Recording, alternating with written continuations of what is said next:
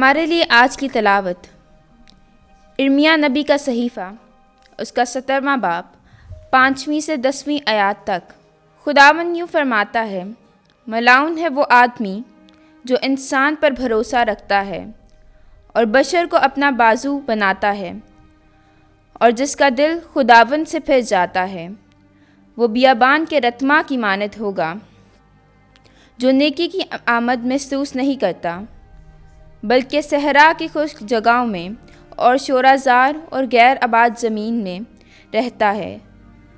मुबारक है वो आदमी जो खुदावंद पर भरोसा रखता है और खुदावंद जिसकी जाए तवक्कल है।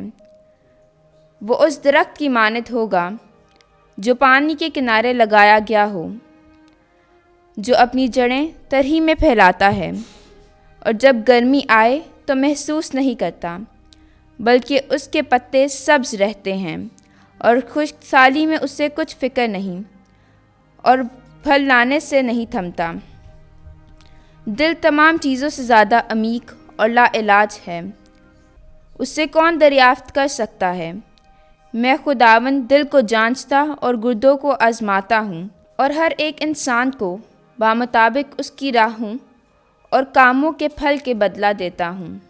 खुदावंद का पाक कलाम पढ़े और सुने जाने पर खुदावंद की खास बरकत हो। खुदावंद का शुक्र हो।